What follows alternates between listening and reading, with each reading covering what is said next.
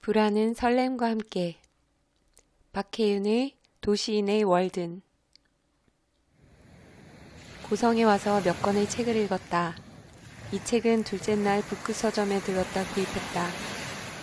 월든이라는 책을 흥미롭게 읽기도 했고 미국 시골에서 사는 이의 삶이 궁금하기도 했다. 시골에 사는데 왜 도시인의 월든이라고 했을까? 그건 아마도 도시에 사는 보통의 사람들에게 들려주고자 하는 이야기라 그런 것이 아닐까 짐작해본다.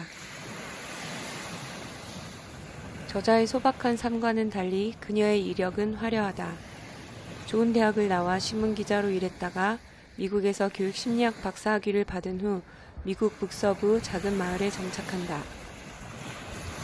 정기적인 임금이 있는 것도 아니고 텃밭에 농사를 지어 자급자족하는 것도 아닌 8년이라는 시간을 살았다.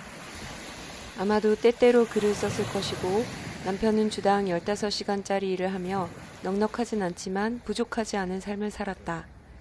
식구가 모두 모인 집에서 음식을 늘 해먹으며 집안일을 간소화하고 물건을 덜 소유한 채 살아간다. 소로의 월든이 그녀에겐 작은 시골집인 것이다.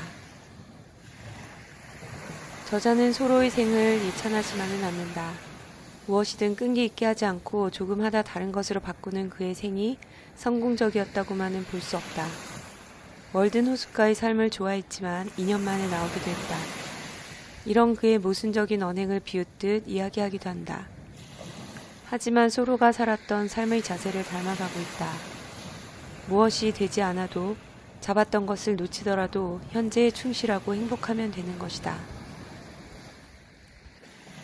물가가 비싼 미국에서 월 100만 원 좀 넘는 생활비로 산다는 게 가능한 일일까? 대부분의 돈은 차에 들어간다고 한다. 한 대의 차로 온 식구가 움직이는 것은 불편할지도 모르지만 그 덕분에 가족의 인맥을 서로 알아간다. 냉장고 파먹기를 취미로 하고 아울렛에서 저렴한 식재료 사는 것을 부끄러워하지 않는다.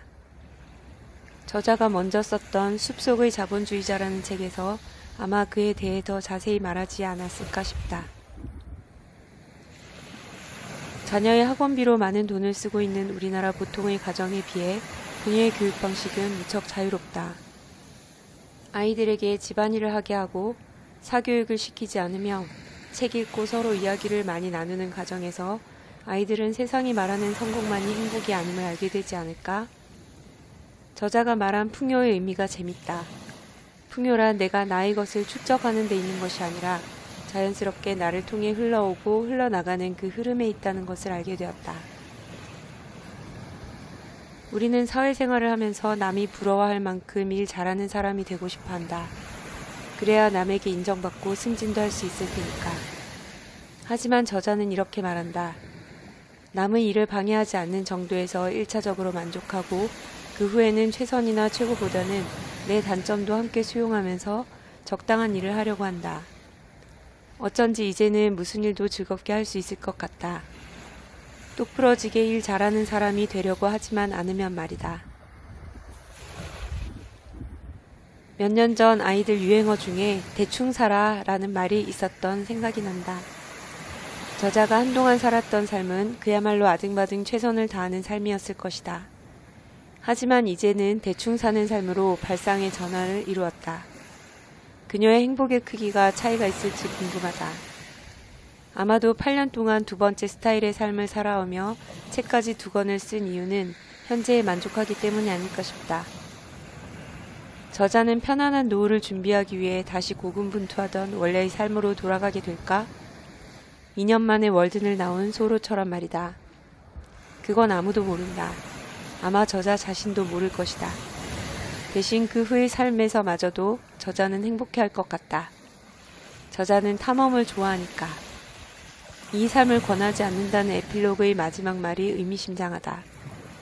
탐험을 앞두고 을에 그러하듯 불안은 설렘과 함께 온다.